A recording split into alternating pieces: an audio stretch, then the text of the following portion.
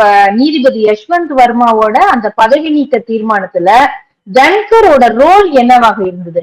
அதுவும் கசப்பை ஏற்படுத்தியிருக்கு மோடி அவர்களுக்குன்னா என்ன ரோல்? அவர் என்ன பண்ணார் அந்த இடத்துல?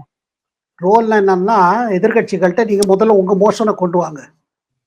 ஏன்னா கவர்மெண்ட் எல்லா எம்பிகளோட கையெழுத்து வாங்கிக்கிறாங்க. ஆளுங்கட்சி எதிர்கட்சி வாங்கிட்டு கீழவையில மக்களவையில அதை கொண்டு வந்திருக்காங்க. அங்க டேக்கப் ஆயிடுத்துன்னு இவருக்கு தெரியும். இவங்களை சீக்கிரம் இல்ல இங்க ஒண்ணு கொண்டு வாங்க, இதை நான் பாக்குறேன்னு. அப்ப எங்கேயோ ஒரு இடத்துல அரசோட மோதிர மாதிரி ஒரு விஷயம் வந்தது. அது சேரோட வேலை இல்லைல்ல. சேர்மனோ இப்ப நம்ம தமிழ்நாடு சட்டசபை எடுத்துக்கோங்க.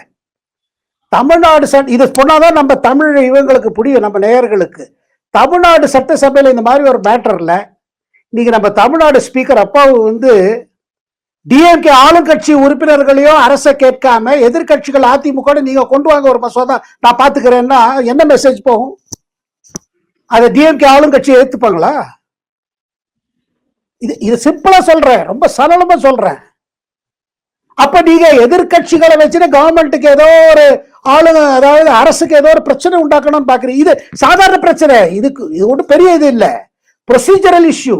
பட் ஒரு இரிட்டேஷன். அப்ப இந்த மாதிரி இறங்கினா கவர்மெண்ட் எவ்வளவு டாலரேட் பண்ணும்?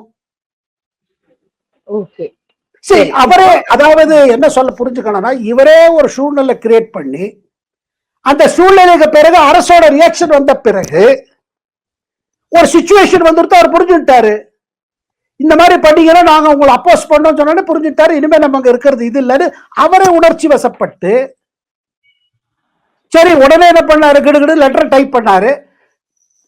குடியரசுத் தலைவர் முர்மு கிட்ட கூட டைம் வாங்கல, வண்டி எடுத்து நேரம் போய் இறங்கிட்டார் ராஷ்டிரபதி பவன்ல, கொடுத்து லெட்டர் கொடுத்துட்டு வந்துட்டார்.